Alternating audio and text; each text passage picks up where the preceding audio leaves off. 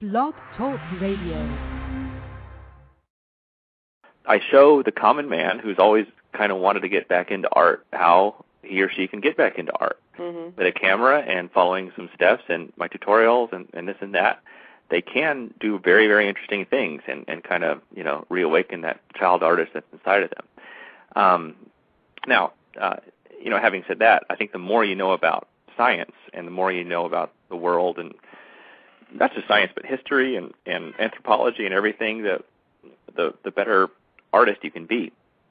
If you look at the great impressionist, Monet, Manet, Renoir, Degas, all these guys, they all really studied light, and they thought a lot about the way light is processed by the brain.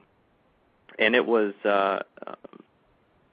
really, their work was rejected back in the salons of Paris in the 1870s and 1880s because it was so different and it wasn't real. It was just upsetting splotches of paint that weren't real, Mm-hmm. But yet the public loved it. They ate it up because they would see this and they go, people aren't really splotches of paint, or that tree isn't really, a green splotch of paint mixed with some blue and maybe why is there purple in there? But, they really, it meant something to them because they felt like this is kind of the way their brain stores information in just loose splotches of color and these patchwork quilts of images and memories and feelings. And so these guys totally understood that. Mm-hmm. And so, they did approach it from a scientific standpoint, thinking about how the eye and brain work together. And I think it's that way with all art. I like to say that left brain is for getting through life, but the right brain is for living. Ooh, and I like so that. Did you make that up, or did you? I did. Heard that? Well, I'm sure someone else has said it, maybe, but as far as I know, well, if not, I say a lot. I was going to say, and here first. Yeah. Well, I love the way you put that, though. Well, it's true, and I think that that the more you engage with your right brain, either just enjoying art or doing art, it's quite enjoyable. It's nice. It does feel more like living than just getting through life. Right. I happened to look up, and someone in the chat room has actually asked you a question about how you provide all your images under the Creative Commons license, and they were asking how it's affected your photography. Aha, that's a good question. Well, this is another place where I really go against the grain of traditional photographers. Most photographers are very, very interested in traditional copyright and intellectual property laws.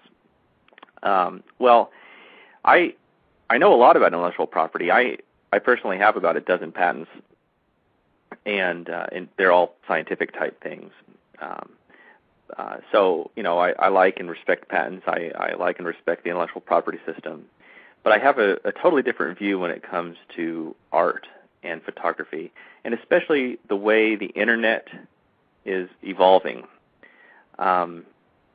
So on sort of a hunch, sort of a gut feeling, I have made all of my work Creative Commons. I upload one new photo every day. I do the high-res version, the one that's 4,000, 5,000 pixels across. Mm-hmm. I put it on Flickr, and it's on my blog, and it's all Creative Commons. And Creative Commons is sort of you could almost say it's the opposite of copyright. There's various flavors of Creative Commons. The one I use, and the one I think is best, is that I say everyone can use my photos however they wish for personal use. They can use it on their blog. They can make desktop wallpaper. They can print out a copy for themselves and put it on their wall. But I don't want anybody to use it for commercial purposes. Mm-hmm. So, Visa can't take a photo and put it in an ad campaign. They need to contact me, or it's actually my wife that runs the company. Oh, okay. And she does all the licensing, so I forward people on to her. But as far as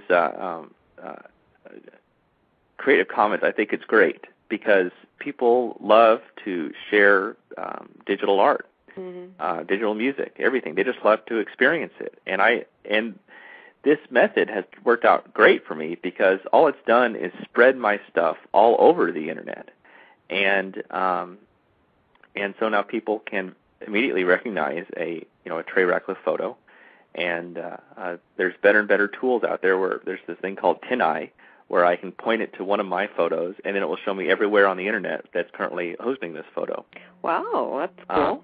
Yeah, so tools are getting more and more robust, and then if anybody ever steals my stuff, right, and uses it for illegitimate purposes, I don't bother if it's only a couple $100 or under $1,000. But if it's a really big deal, like something that's worth tens of thousands of dollars, those people don't steal it.